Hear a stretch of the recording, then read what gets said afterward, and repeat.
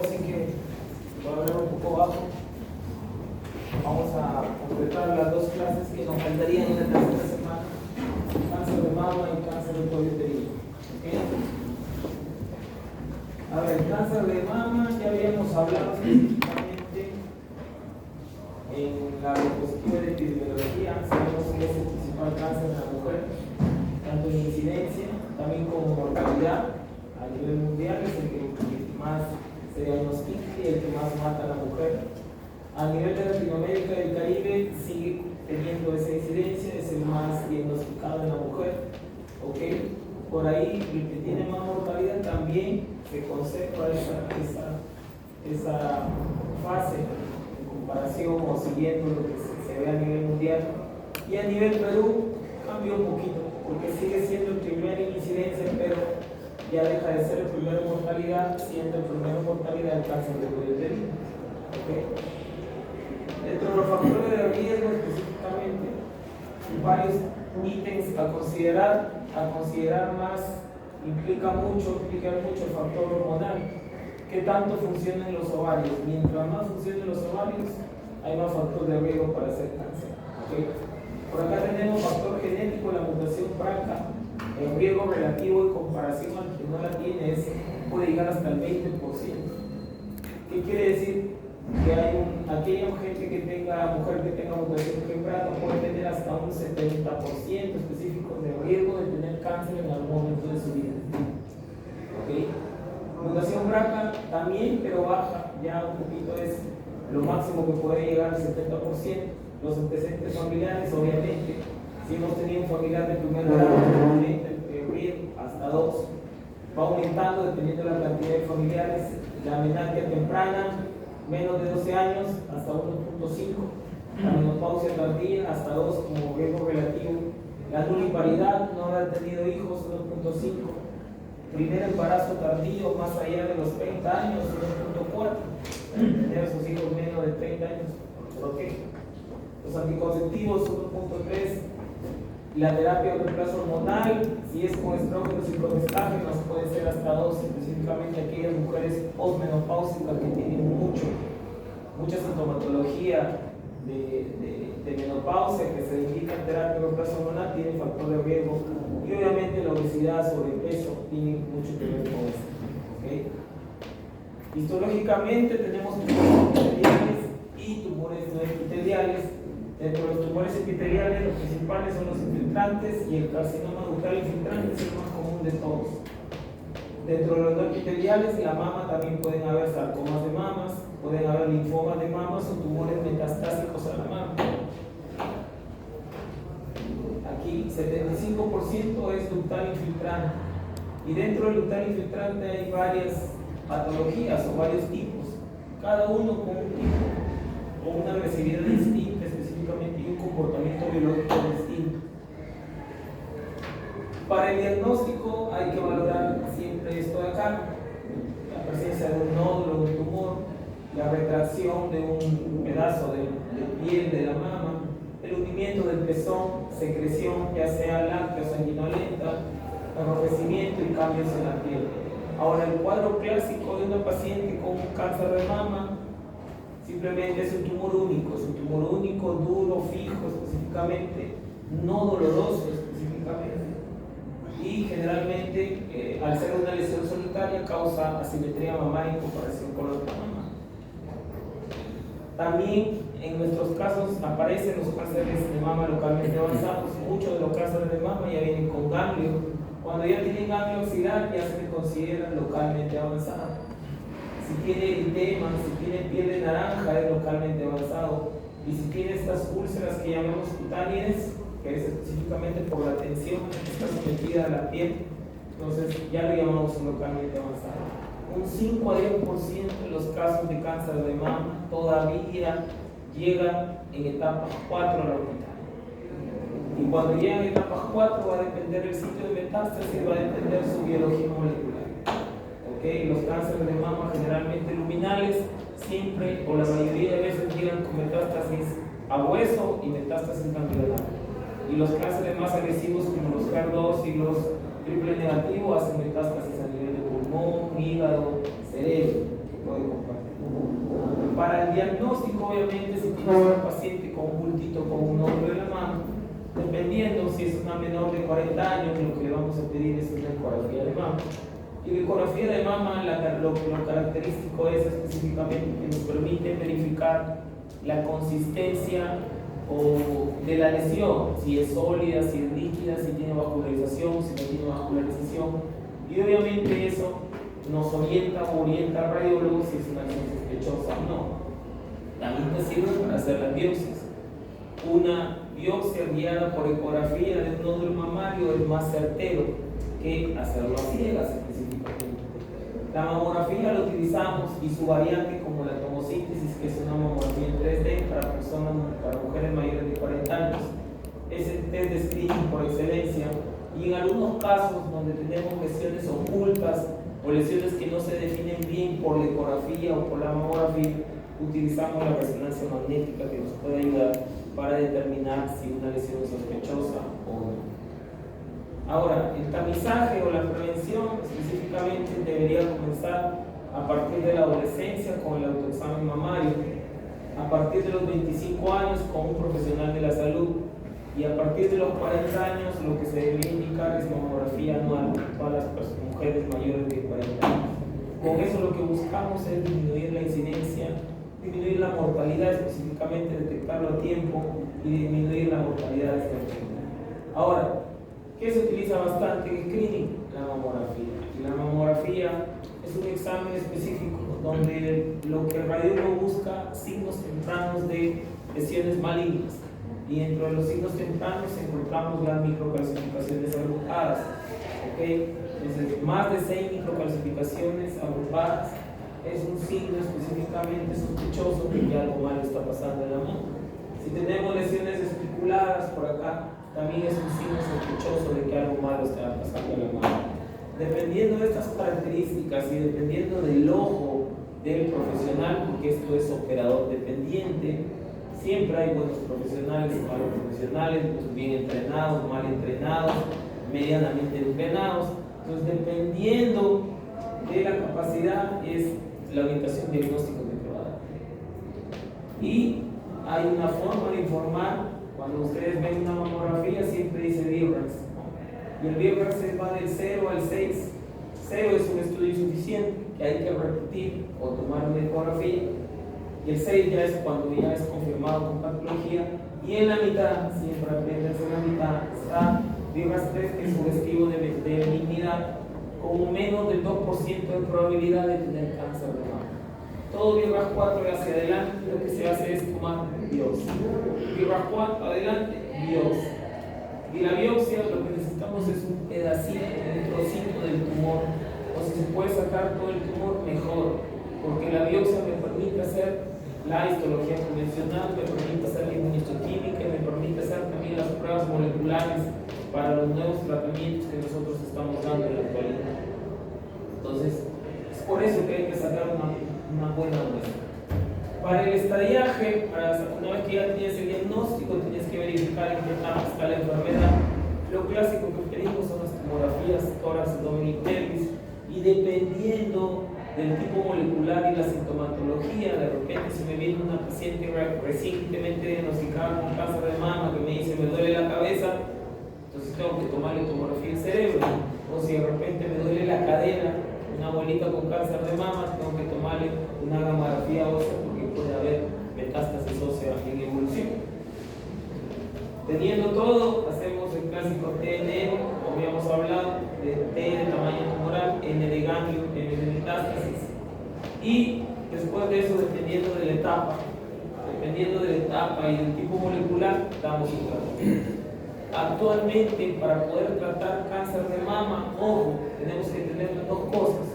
La etapa de la enfermedad quiere decir que el paciente tiene que tener todas las tomografías y tenemos que tener el tipo molecular, porque sin eso no vamos a poder tratar actualmente. Entonces, dependiendo de eso, tenemos la cirugía, que puede ser de inicio o puede ser después del tratamiento sistémico. Tenemos el tratamiento sistémico desde la vieja quimioterapia hasta la inmunoterapia que tenemos actualmente, y por el otro extremo tenemos la radioterapia, que nos sirve para hacer tratamientos de consolidación para complementar a estos tratamientos. Hablando de la cirugía evolucionó en el tiempo. Las cirugías pueden ir desde cirugías tumorectomías, cuadrantectomías o pueden ser mastectomías radicales, pero en el tiempo anteriormente se pensaba que sacar más tejido era mejor. Ser más radicales se pensaba antes que era mejor. Eso con el tiempo nos fuimos dando cuenta que no es así. No es porque sacamos más, vamos a curar más. Lo que sí se ha hecho es, siempre se sacaba el tumor primario y se hacía disección axilar en la axila. ¿Okay? Por ejemplo, acá tenemos las cirugías clásicas, antiguas, donde prácticamente dejaban músculo y costillas. En cambio tenemos estas de acá, que son las cirugías oncoplásticas, que prácticamente no se nota dónde está la cicatriz. Entonces, ha evolucionado con la idea de mejorar estos tratamientos. Ahora, como les dije, toda cirugía de mama se acompaña o se acompañaba de la disección axilar y axilateral. ¿Por qué? Porque pueden haber ganglios comprometidos del tumor. Entonces, 15 a 20% de estas mujeres que teníamos disección axilar, porque prácticamente se vaciaba toda la axila, el drenaje linfático del miembro comprometido se iba al carajo, como se dice. No funcionaba. Entonces, 15 a 20% de estas pacientes, ¿qué tenían? Tenían un linfedema, un brazo gigante. ¿Okay? Entonces, esto de acá limita mucho la funcionalidad. Prácticamente estos brazos ya no sirven. Malo que pesan, que nos ayudan. He tenido un par de casos de linfedema extremos complicadísimos. Llegó un momento en que le tuve que decir a la paciente desarticule el brazo mejor, porque no le servía, malo que la limitaba. Le dolía, se le hacía celulitis, porque eso predispone celulitis. Era un tema que más le perjudicaba que otra cosa. Entonces, para evitar la disección axilar, como se dice, en exceso, los cirujanos hicieron la técnica del ganglio centinela, que consiste en inyectar un contraste al tumor. Esperamos que pinten algunos ganglios y esos ganglios que pintan se sacan. Ahí nomás sencillo, papá, corta, pintan, sacan. Lo mandamos a estudiar estos ganglios. Si alguno de estos ganglios sale positivo, el médico va a tener que completar la disección completa. Si sale positivo, tiene que sacar todo. Si salen negativos, hasta ahí nomás, ya no sigues haciendo la disección axilar. Y si no pinta nada, caballero, como se dice, no hay que hacer la disección axilar por si acaso. Entonces, sirve esta técnica de ganglio centinela para poder evitar este linfedema. En cuanto a la radioterapia tiene sus indicaciones. Generalmente la indicación absoluta es cirugía conservadora. Toda cirugía conservadora de la mama, o sea, donde solamente se sacó el tumor, después tenemos que darle radioterapia, sí o sí. No podemos hacer una cirugía conservadora si es que no le vamos a dar radioterapia. Ejemplo, en aquellos países del África donde no tienen aceleradores lineales a la mano, lo ideal es operarlas mejor. ¿Okay? Ahora, en el caso, saquen toda la mama, doctor, y si sacan toda la mama, ¿se le da radioterapia o no? Sí. Tiene 3 indicaciones. Si el tumor tiene más de 5 centímetros, hay que darle. Si tiene mayor o igual a 4 ganglios comprometidos, hay que darle. Y si ha quedado enfermedad residual, como se dice, bordes comprometidos, 2 cosas que podemos hacer: ampliar bordes, otra vez cirugía, o darle radioterapia. Y en cuanto a los aceleradores lineales, estas son máquinas de radioterapia. Específicamente emiten un haz de radiación localizado. Lógicamente, como el haz no se curvea, como se dice, y viene directo, va a coger, de todas maneras, si entra por acá, va a coger un poco del pulmón. Entonces, la radioterapia de la antigüedad no era muy precisa y prácticamente de lleno le entraba la radiación al pulmón. Ahora no, los equipos de última generación lo que hacen es tratar de ubicar la radiación completa a nivel de todo este que está pintado de rojo. Aquí donde está el tumor, la idea es aislar en el lecho quirúrgico o donde ha quedado alguna enfermedad para poder eliminar alguna indicio de enfermedad residual. En cuanto al tratamiento sistémico, ya habíamos dicho, tenemos quimioterapia, tenemos terapia target, tenemos tratamiento antihormonal. Va a depender la elección del tipo molecular del cáncer de mama al cual nos enfrentemos. Y tenemos dos tipos de tratamiento: tratamiento neoadyuvante, que significa antes de la cirugía, con la finalidad de disminuir el tumor. Hay tumores específicamente que no se pueden operar porque son muy grandes, entonces hay que achicarlos. ¿Okay? Buscamos reducir volumen, buscamos primero tener posibilidad de cirugía radical. Si achicamos el tumor, de repente podemos llegar a cirugía conservadora. Dar tratamiento adelante también nos sirve para tratar la micrometástasis. Si hay alguna celulita por ahí en algún vaso sanguíneo que está dando vuelta, el tratamiento sistémico lo va a desaparecer. Dando el tratamiento al comienzo valoramos la respuesta del tratamiento, y en algunos casos lo que buscamos con el tratamiento sistémico es desaparecer el tumor por completo, las respuestas patológicas completas. Entonces esos son los objetivos que uno busca. ¿Okay? Y en la adyuvancia lo que buscamos es darle el tratamiento después del tratamiento quirúrgico con la finalidad de disminuir las posibilidades de recaída de enfermedad y disminuir la mortalidad por el cáncer. Régimen de quimioterapia tenemos varios esquemas, hemos ido utilizando, y con el transcurrir del tiempo hay algunos que han demostrado ser mejores que otros. Pues ahorita utilizamos prácticamente la roja que le llaman el AC, Adriaciclo, seguido de Paclitaxel C semanal, que es lo normativo que nosotros damos a los pacientes con cáncer de mama. Ahora, como les habíamos dicho, también teníamos tratamiento antihormonal. El tratamiento antihormonal tiene su razón de ser, dado que el cáncer de mama, un 60% del cáncer de mama es luminal. ¿Qué significa luminal? Que para crecer necesitan los estrógenos y los progestágenos. Entonces, en esos cánceres que utilizan estrógenos y progestágenos para crecer o reaparecer, lo que hacemos es, al finalizar todo, darle tratamiento antihormonal, pastillitas para adyuvancia, para disminuir la recaída o que vuelva a la enfermedad. Y en algunos casos que tenemos cánceres de mama metastásicos tipo luminales, ya no se estila dar quimioterapia. Ahora lo que hacemos es dar tratamiento con antihormonal de última generación, pastillitas, y con eso tratamos de controlar el cáncer. Eso ha demostrado ser mejor los tratamientos de quimioterapia convencionales.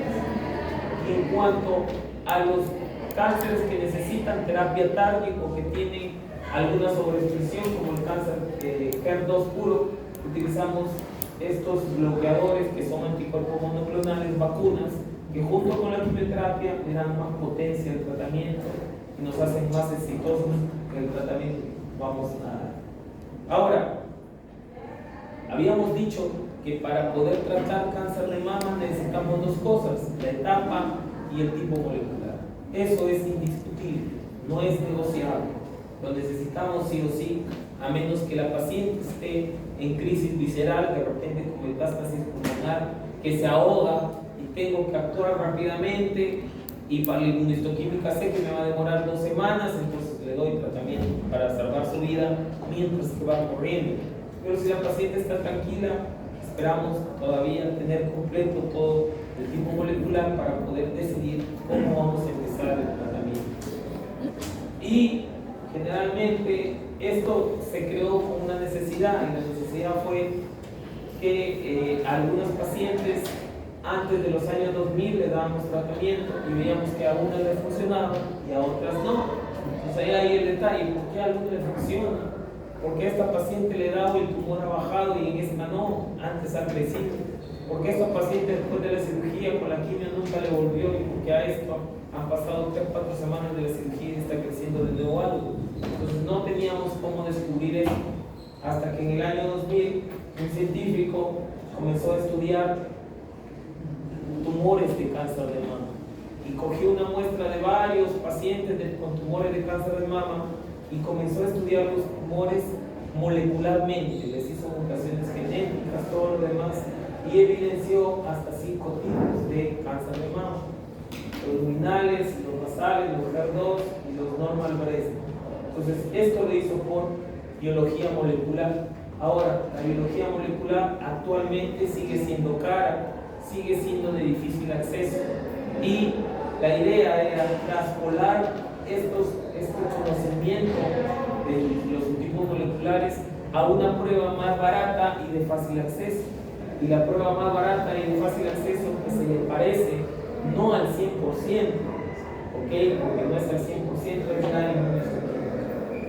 La inmunohistoquímica consiste específicamente en ponerle colorantes, estos tipos de colorantes, y el patólogo, dependiendo si pinte o no, qué tanto pinta, va a decir específicamente a qué tipo nos estamos encontrando: luminales, triple negativos o HER2.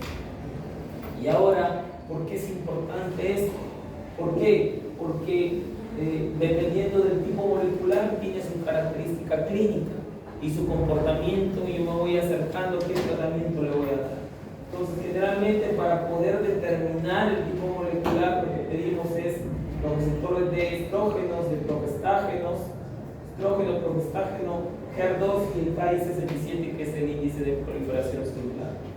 Específicamente, si tenemos receptores hormonales negativos y HER2 negativo, entonces estamos triple negativo. Si tenemos receptores hormonales negativos y HER2 positivo, que tenemos HER2 puro. Si tenemos receptores hormonales, puede ser luminal A o luminal B. ¿Cómo lo defino? Por el Ki-67. Si es menos de 20, luminal A; si es más de 20, luminal B. Y también podemos tener combinación de estos tres. Ahora, ¿qué características tienen los luminales A?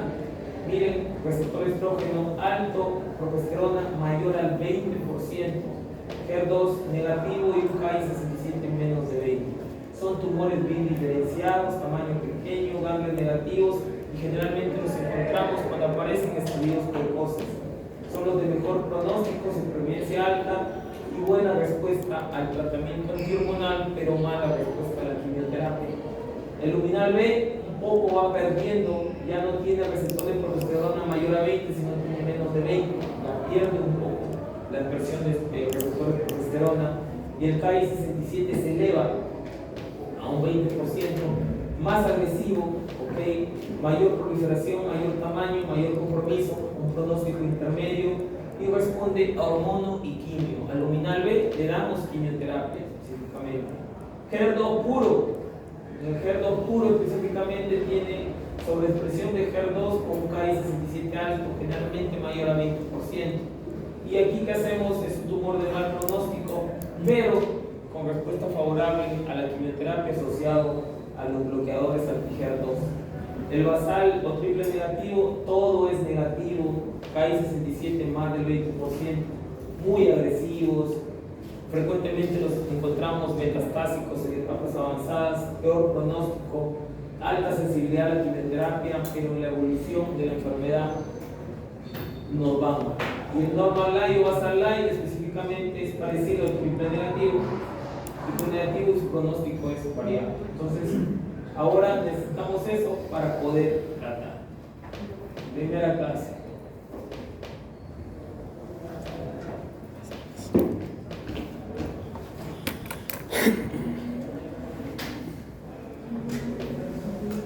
Segunda clase. Vamos a hablar de cáncer de cuello uterino. Entonces, el cáncer de cuello uterino lo tenemos acá, el cervix. Relación anatómica hacia los costados están los paramétros. Estos son los grandes ligamentos que sostienen al útero en la cavidad pélvica, y esto que está acá se llama paramétros. Lo que está al costado del cuello uterino por acá son los famosos paramétros. El cervix mide 3 a 4 centímetros, 2 a 5 centímetros de diámetro. El tamaño varía por la edad, número de partos, momento del ciclo menstrual, entonces varía su tamaño específicamente. Lo que tenemos que tener en cuenta que tenemos dos tipos de epitelio, el epitelio exocervical y el endocervical. El epitelio exocervical tenemos un epitelio plano específicamente, y el epitelio endocervical es un epitelio cilíndrico, ¿ok? Normalmente antes de la pubertad hay una línea delimitatoria, como se dice, una frontera muy bien delimitada, pero cuando comienza la pubertad con los estrógenos y progestágenos, el epitelio endocervical, como toda la parte glandular se desarrolla, el epitelio endocervical, que es cilíndrico, comienza a invadir al tejido exocervical. A esto le llamamos ectropia. Pero como este pH vaginal es ácido, específicamente, a la final estas células invasoras no se acostumbran al pH y terminan regresando hacia adentro, específicamente hacia el canal endocervical. Entonces, el límite ya no está muy claro específicamente, como que va a variar. Entonces, esa zona específica donde existen estos cambios de las líneas divisorias se llama zona de transformación. En esta zona de transformación es donde se da la mayoría de los cánceres de cervix. Casi el 90% de las neoplasias se dan en esta zona de transformación. ¿Por qué? Porque es una zona dinámica donde está constante cambio específicamente, constante movimiento, y es la zona donde se asienta el cáncer de cuello uterino. Cáncer de cuello uterino a nivel mundial, si nosotros lo vemos por acá, está cerca de un cuarto lugar a nivel mundial con una mortalidad no tan alta específicamente a nivel mundo.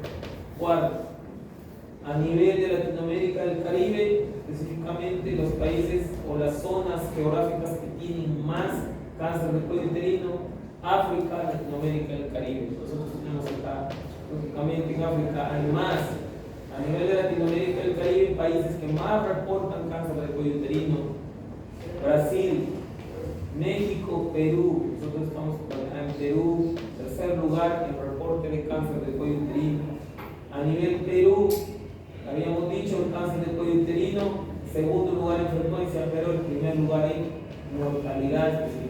Casi 50% estamos en mortalidad. Mitad de los cánceres de cuello uterino diagnosticados en Perú se terminan muriendo. Por eso es alta mortalidad.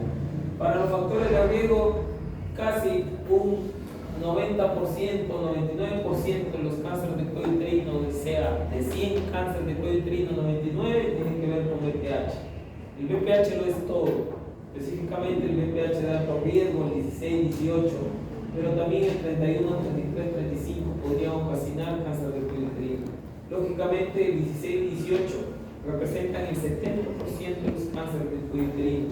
Y los de bajo riesgo, los VPH de bajo riesgo, 6, 11, 40, cualquier 43 específicamente, no causan cáncer, y a lo mucho lo que pueden causar es la aparición de verrugas genitales.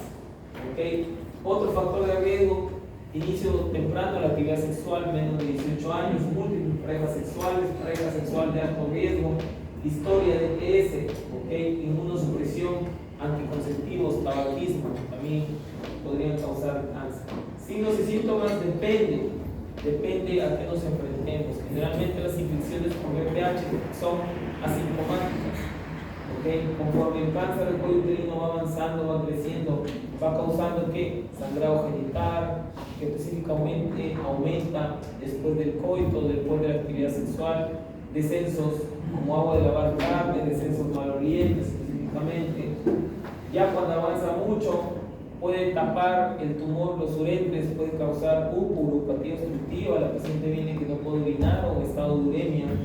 Ya cuando hace o destruye específicamente hacia adelante, podría perforar la vejiga y ya podríamos tener fístula vésico-vaginal, elimina orina por la vagina, o puede irse hacia atrás y causar fístula recto-vaginal, puede eliminar heces por la vagina, porque hay pacientes que vienen así ya en estados avanzados de la enfermedad.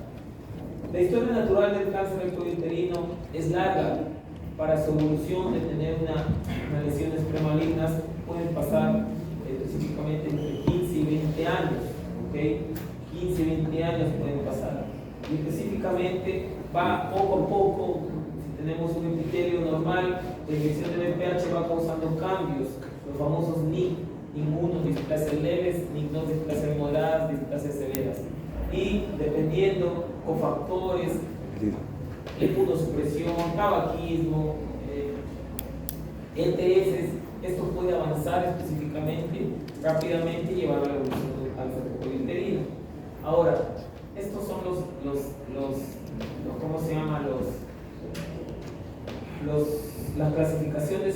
se informan los resultados del Papa Nicolau, que es una de las pruebas que utilizamos, famosos NIC, uno displasia leve, displasia moderada, displasia severa, y luego pasa un cáncer invasor específicamente, ¿no? Tenemos la clasificación de NIC o de Richard y la clasificación de Bethesda, que específicamente al NIC 1 lo transforma en una lesión escamosa interepitelial de bajo grado, y NIC 2 y NIC 3 lo agrupa en una lesión escamosa interepitelial de alto grado. Ahora, esto es interesante porque si no curamos estos NIC 2, NIC 3, específicamente el NIC 1, van a evolucionar a la aparición de un cáncer del cuello invasor.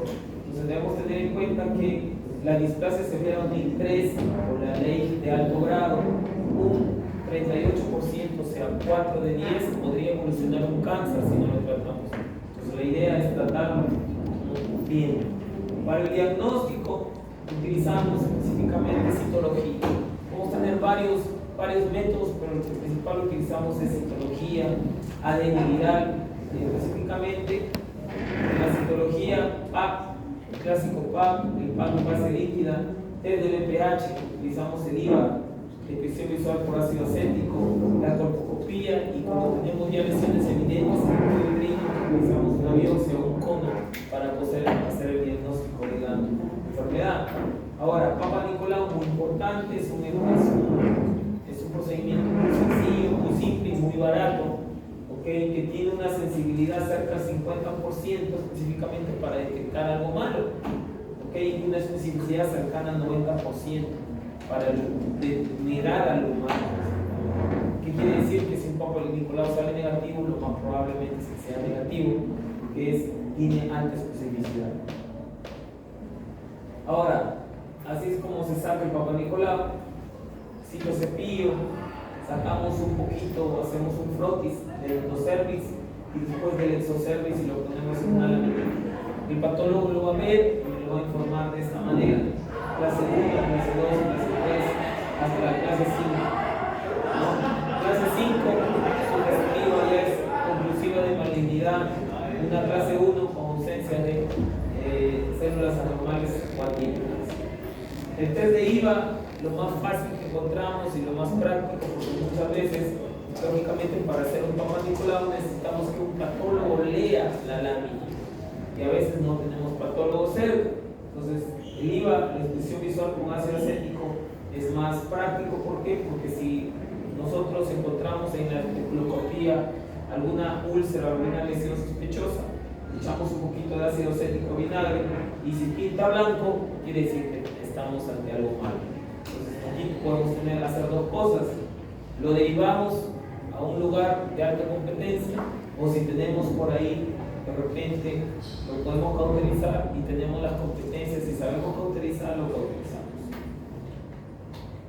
Otra cosa que podemos utilizar es el test de Schiller, que utilizamos Lugol, yodo, en las zonas que están sospechosas de la enfermedad. Lógicamente, las zonas que no capten el Lugol, el yodo, que no pinte, son zonas sospechosas.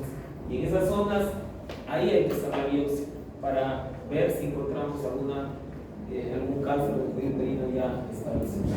Entonces, hasta el NIC 1 lo podemos observar, pero NIC 2, NIC 3, ok, un cáncer in situ y hay que darle tratamiento. NIC 1, tratamiento médico. NIC 2, NIC 3, y hay que hacer algún procedimiento, ya sea ablación quirúrgica, cortar o quemar.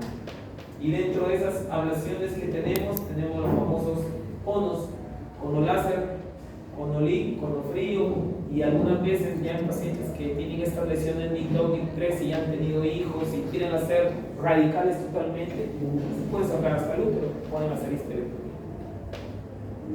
El cono LIG específicamente es una asa, un electrocauterio, lo que busca es esta zona que supuestamente está sospechosa de enfermedad. Entramos con una cita y buscamos limpiar esto, el cono LIG, ¿ok? Zona sospechosa, se entra y se deja cicatrizado. Es un procedimiento que lo hacen los cirujanos oncólogos, ginecólogos oncólogos, específicamente no es complejo, es ambulatorio, porque la paciente después se va. Y cuando tenemos lesiones muy profundas o muy metidas, ya no podemos entrar con la asa. Entonces tenemos que hacer cono, y el ginecólogo hace el cono frío, saca un pedazo de extensión, eso lo utilizan para lesiones más profundas. Ahora, estos procedimientos cono frío y la cauterización curan. Entonces, el que más cura es el cono frío, seguido del cono líquido un 95%, y la criocirugía o quemar en frío cura hasta un 80%. O sea, independiente que no tengamos, no podamos hacer esto, porque esto lo hacen profesionales entrenados, la simple cauterización con nitrógeno líquido podría curar estas enfermedades, estas lesiones premalignas, y evitar la progresión a un cáncer invasor. En cuanto a la prevención, tenemos prevención primaria, y la prevención primaria específicamente está orientada a la vacunación. Ahora, desde hace ya más 8 o 9 años, en el calendario de vacunación se vacunan a todas las niñas. Entonces, ahora tenemos varios tipos de vacunas: vacunación, la Gardasil específicamente, que tiene 4, Cervarix 2, y la Gardasil 9, que tiene nuevos serotipos de VPH, ¿okay? Específicamente cubre, la idea es que cubran los que tienen mayor riesgo. La idea es exponer tempranamente alguna proteína patógena del virus para crear anticuerpos, cosa que después, cuando las jovencitas se enfrenten o se topen. Flaco, ¿tienes algo? Salte del salón, salte, flaco, salte. Yo veo que te estás riendo con tu compañero. Salte, por favor, retírate. No sé si lo que estoy hablando te está causando gracia, retírate.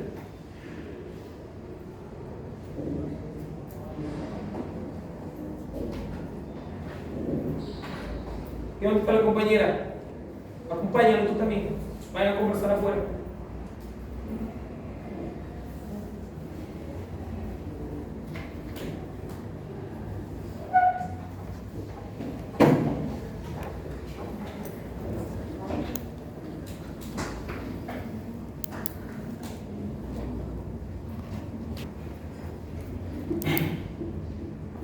¿Cuál tenemos acá?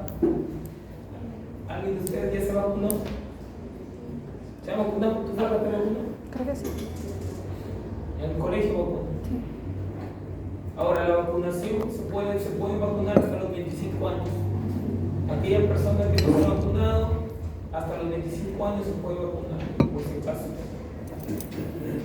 Por ejemplo, hay personas que de repente ya han sido expuestas a un serotipo, de repente el 16, pero la vacuna te va a proteger del 18. Entonces también se puede vacunar. Ahora, los varones también ahora se están vacunando dentro del calendario de vacunación. ¿Por qué? Porque da cáncer de pene en el varón, da cáncer de canal anal y de cavidad oral. Entonces también está dentro, incluido el calendario de vacunación en el varón, la aplicación de esta vacuna. ¿Okay? Ahora, la prevención secundaria está orientada a hacer tamizaje específicamente. Y en el Perú comienza a partir de los 30 años. ¿Por qué? Porque se supone que la historia natural del virus puede estar entre 15 a 20 años para que desarrolle un cáncer. Entonces, en Perú comienza a partir de los 30 años y tenemos 2 metodologías para poder hacerlo. Entre los 30 a 49 años, si tenemos acceso al test de VPH, lo que buscamos es encontrar el VPH antes de que cause alguna lesión. Se le hace el test de VPH y si sale negativo, cada 5 años se hace el VPH nuevo. Si sale positivo, lo que va a salir a una colposcopía. Si te sale VPH positivo de alto riesgo 16-18, indicado es hacer una colposcopía, buscar si hay alguna lesión. Okay, si hay alguna lesión, ya se hace una terapia ablativa, crioterapia. Y si no hay nada específicamente, por si acaso, como se dice acá, le haces un IVA, un poquito de ácido cétrico, a ver si se pone blanco, si no, observación. En los casos donde no tengamos VPH, test de VPH, porque el test de VPH es molecular y cuesta como 250, 300 soles, entonces utilizamos el IVA. IVA negativo, control en 3 años. IVA positivo, vemos si lo podemos hacer crioterapia o no. ¿Okay? En las mujeres a partir de los 50 años, ¿qué se utiliza? El PAP. Citología. ¿Por qué? Porque ya se espera que en la evolución de la enfermedad el VPH ya causó alteraciones citológicas. Entonces ya se hace con el PAP. Eso es cuanto a las lesiones premalignas. Entonces, después de eso, evoluciona, si no lo controlamos, a un cáncer invasor. En el cáncer invasor habíamos dicho que teníamos el exocervix, que tenía su epitelio parecido a la piel, y el endocervix, que teníamos un epitelio cilíndrico que viene de glándulas, no glandular. Entonces, el principal tipo de cáncer del cuello uterino, ¿cuál es? El epidermoide, seguido del adenocarcinoma. Y después tenemos otros tipos. También pueden haber linfomas del cuello uterino. He tenido linfomas del cuello uterino. Pueden haber melanomas del cuello uterino. También he visto un caso. Tumores carcinoides o carcinomas neuroendocrinos del cuello uterino. También hay. Entonces la idea es tener bien clara la patología. Porque lógicamente si tienes un linfoma del cuello uterino, no le vas a dar radioterapia, se cura con quimioterapia. Entonces la clave, como se dice, el clave es el patólogo. El patólogo que me define el diagnóstico correcto para poder darle un tratamiento adecuado. Ahora, el cáncer de cuello uterino típico, el epidermoide, generalmente su invasión es local y ganglionar. Va invadiendo los sitios, los alrededores, y va saltando los ganglios linfáticos. Cuando invade a distancia, vía hematógena, puede ir a hígado, puede ir a pulmón. Pero dentro de los tipos histológicos, el adenocarcinoma del cuello uterino es el que tiene mayor diseminación metastásica visceral. Es más agresivo y le gusta ir pulmón, cerebro, hígado, por todo lado, en comparación con el epidermoide, que más que todo afecta regionalmente a nivel de la pelvis. Ahora, el cáncer del cuello uterino es uno de los cánceres que puedes tú estadificarlo o saber la etapa con un examen físico. Generalmente, si hacemos un buen examen físico, podemos tener los cánceres en etapa 1. Y los cánceres en etapa 1 son tumores que están localizados en el cuello uterino, ¿okay? Y que pueden medir hasta más de 4 centímetros, pero solamente localizados en el cuello uterino. O sea, todo etapa 1, cuello uterino. Puede ser grande, hasta más de 4 centímetros, pero solo en el cuello uterino. Etapa 2, tercio superior de la, o 2 tercios superiores de la vagina. 2A, 2B, específicamente cuando ya afecta los paramentos hacia los costados. 3A, invade hasta el tercio inferior de la vagina. 3B, hueso pélvico, y también la paciente viene con uropatía obstructiva y etapa urétrica. ¿Okay? 4A, afectación contigua, fístulas rectovesical o rectovaginal, ¿ok? Y 4B, cuando hace metástasis a distancia. ¿Por qué es importante conocer esto? Porque específicamente todos los cánceres en etapa 1, por ahí hasta el 1B3, algunos dicen hasta el 2A, se pueden operar. Todo cáncer a partir del estadio clínico 2A, 2B hacia adelante, tratamiento curativo es la quimioterapia y la radioterapia. No hay más, eso no se opera. Por más que quieran operarlo, no se puede operar, porque al final no van a poder sacar toda la enfermedad y vamos a terminar en quimioterapia. Y los estadios clínicos 4, metastásicos o recidivantes, lo que hacemos es darle quimioterapia, y dependiendo del estatus de PDL1, que es un marcador de inmunoterapia, si es más del 1%, le agregamos quimio-inmuno, y si no, solamente quimio solo. Ese es el tema. ¿Preguntas?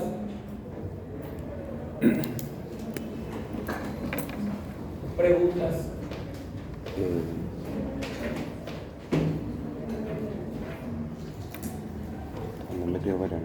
Próximo martes, examen. ¿Quién es el delegado? El delegado contigo coordina. La hora. Ya.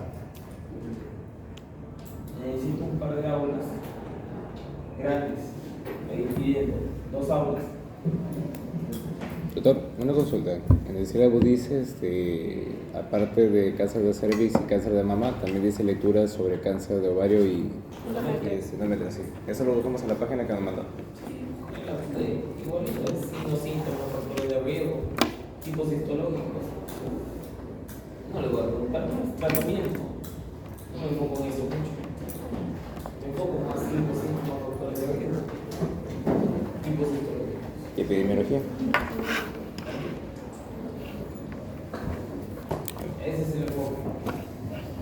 Entonces tenemos el examen teórico y su examen práctico. Y vamos a la línea.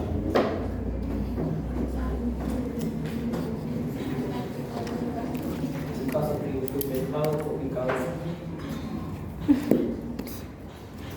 Puede ser de cualquiera de los 4 tipos de cáncer. Cualquiera de los 7 tipos de cáncer.